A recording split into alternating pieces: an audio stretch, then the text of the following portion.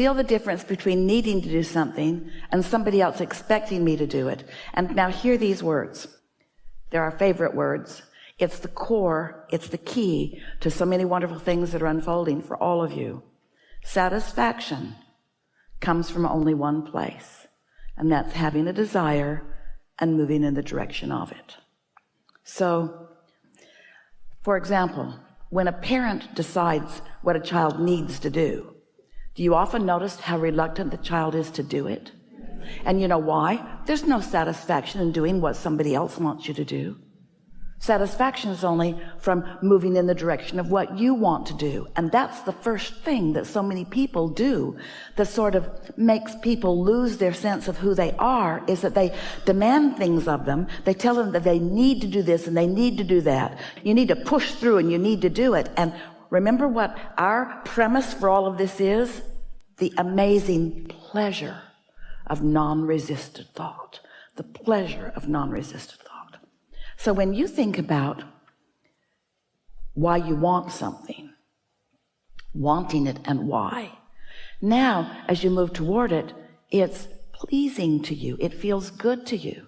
Now we're going to get back around to that in a moment. But first we want to say to you, this brings us right to the heart of something. This is one of the most important things that will give you the greatest relief and the greatest clarity and then the greatest strength and then the greatest satisfaction.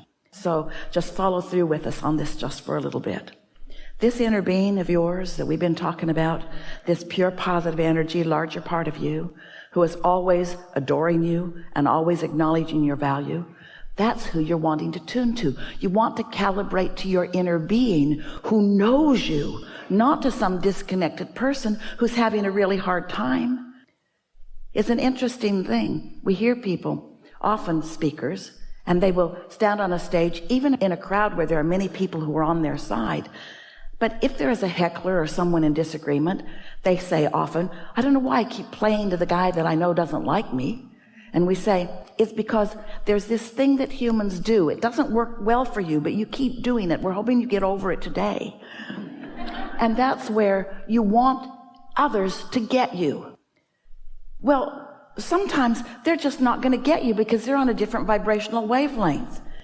You can't get sick enough to help sick people get well, or poor enough to help poor people be prosperous. You can't become confused enough to give somebody clarity. And yet that seems to be what so many want from you. They want your resonance with them where they are. And do you know, did you follow that just a little bit? Do you know what your inner being does and doesn't do? Your inner being never lowers its vibrational frequency so that you can find resonance. Your inner being always stays right where it is in love and knowing, which gives you the opportunity to allow your vibration to rise to meet it. Your mother,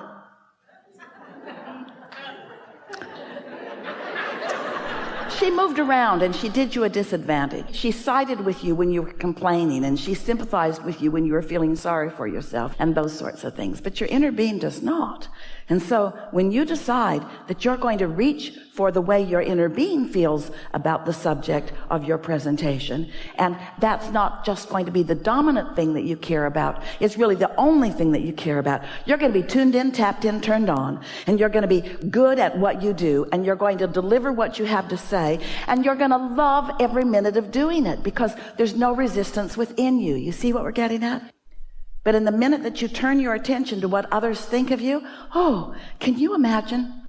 So just to be absurd, to really make a strong point, let's say that it's important to you that you be appreciated by others, because it's easy to feel good. When you see something that makes you feel good, you feel good. And when you see something that makes you feel bad, you feel bad. And a lot of people would say, well, all of this stuff that makes me feel bad needs to change so that I can feel good.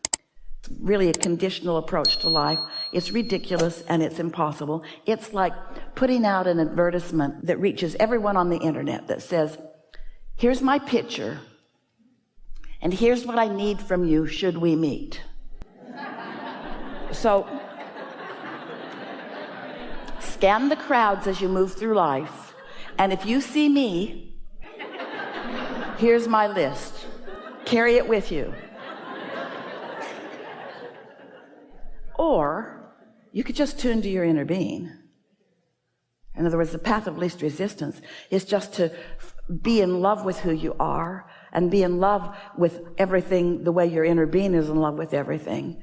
And then you lose your sensitivity to what others think because there is a higher priority to you. And that's you're tuning to the whole of who you are. You're tuning to the core of who you are. You're tuning to the ever-expanding being that you are. Because others, some of them are going to resonate with you and some of them aren't. We want you to know there's never a crowd on the leading edge. But when you get tuned in, tapped in, turned on, there's a high probability that those who are around, who all want some of that, will begin to find that resonance, especially if you are experiencing the awesome power of non-resistant thought. That's the epitome, that's the perfect definition of attractive, isn't it? To be so tuned in that you're in your full power and clarity. And then those who are up to speed with you to some degree, they'll come right along with you. And those who aren't ready for you won't come. But what are you going to do about it? What are you going to do about that? You're going to lower your vibration to resonate with them. You're going to give up your connection to your source energy so that you can worry about that, you see? Doesn't that help you not worry about what others are doing? We want to convince you that you really have to stop playing to the peanut gallery. No offense meant, but resonate with your inner being and then watch what happens. So now that leads us to another really important thing to talk about here today, and that is we've been talking recently about getting out ahead of it. Earlier you heard us say that you have patterns of thought. That's what beliefs are. So sometimes you have a belief that is serving you. Sometimes you have a belief that isn't serving you. And those beliefs that aren't serving you, that's why things sneak up on you, because you didn't even realize you were feeling that way or thinking that way, but you were, and so you attracted something that matched that. So we've been talking about getting out ahead of it. In other words, segment intending, deliberately identifying and isolating and calibrating an emotion right now. So let's say that it's the day before you're going to make a presentation, and you're thinking about it today. And today you are acknowledging what a beautiful day it is, and you're acknowledging how good you feel in the world, and how good you feel in your body, and how happy you are in life, and how nice it is to be an uplifter and a teacher, and how eager you are about these things. And because this presentation is tomorrow, it's easier for you today to identify those things and sort of prime the pump and get the energy moving about them. You might even go so far as to acknowledge how happy you are to have this role that you get to play tomorrow, and how eager you are to see how it plays out, and how much fun that it could be, how much fun that it will be. And so just by having those thoughts here today, with little or lesser resistant competition about them, you have gotten out ahead of it. You follow that? So tomorrow, we promise you, will go better for you than it would have had you not done that. That's what we call getting out ahead of it. Meditation accomplishes that too, because when you quiet your mind, you stop thought. And when you stop thought, your vibration rises. So now, this idea of getting out ahead of it, we want to point out, Esther catches herself doing this almost every day about something, getting out ahead of it in the opposite way that she means to. Like just now we would say, that's co-creation at its best. Those thoughts that we were encouraging about what's going to take place tomorrow, but acknowledging how good you feel today. That's co-creating at its best, you and the universe and your inner being. But sometimes if you have a worrisome thought, like, it just comes over me so fast, that's co-creation at its worst. I don't know what happens. I just remember that I get prepared and I think I'm ready and then I'm not. Don't do that, because that's the opposite of what we're talking about. But it is getting you ready for something. It is preparing you for the next segment, but it's preparing you for a segment that you're not going to enjoy that much when you get there, you see. So when you start getting a handle on this and you start getting out ahead of it deliberately when it's easier, and then you start noticing how much better things go for you because you're out ahead. Esther has a notebook, a stack of notebooks now, And she decided to take this a little bit to an extreme. And so she is segment intending almost every segment of her life experience these days by sitting and writing for about 60 seconds about the next segment that she's moving into.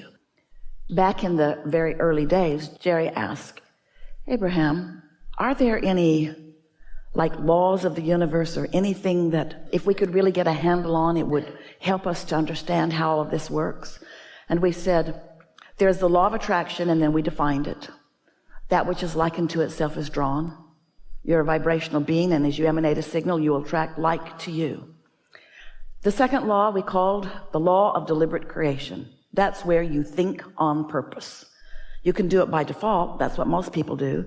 They look over there and they think about that, and they look over there and they think about that. But very few people are guiding their thoughts according to their guidance systems, because very few people are trying to harmonize with the larger part of them. They don't even know that larger part exists sometimes. And they certainly didn't realize that that larger part of them is thinking right here, right now about what they're thinking about. The law of deliberate creation. Paying attention to your emotions and thinking in the direction of what you want as your inner being does. The third is the law of allowing. That means I have isolated and identified and calibrated my frequency to the frequency of my source. So I have the clarity and the knowledge of all of that inside. Oh, it is so powerful. And then the fourth, we said, was segment intending. You're moving into a new segment all the time. When the phone rings, new segment. When you hang up the phone, new segment. When you're at the dinner table and all of you are there except that one who's always late, and then that one gets there, new segment.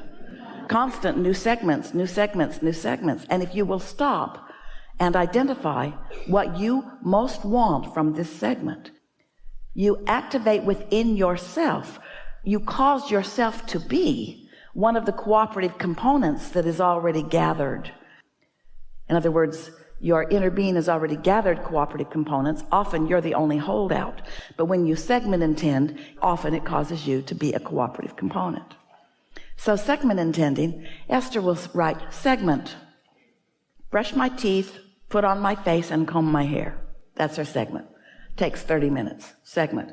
And then she will write, this may sound silly to you, but she will write, I feel such appreciation for this lovely space in which I can prepare myself for the day. I love this music that is playing right here and now. I love these products. Took me a while to find them. I really, really like them. I like the way this smells. I like the way this smells. I like the way this smells. In other words, just looking for things to feel good about and setting her vibrational frequency for well-being, for attraction. And then the next segment, make my bed and move the stuff back where it belongs. 30 minutes. I love my beautiful bed. I feel such appreciation for this beautiful bedding. Just focusing with deliberate intent for the purpose of activating genuine, not fake, genuine appreciation for something that she's focused upon.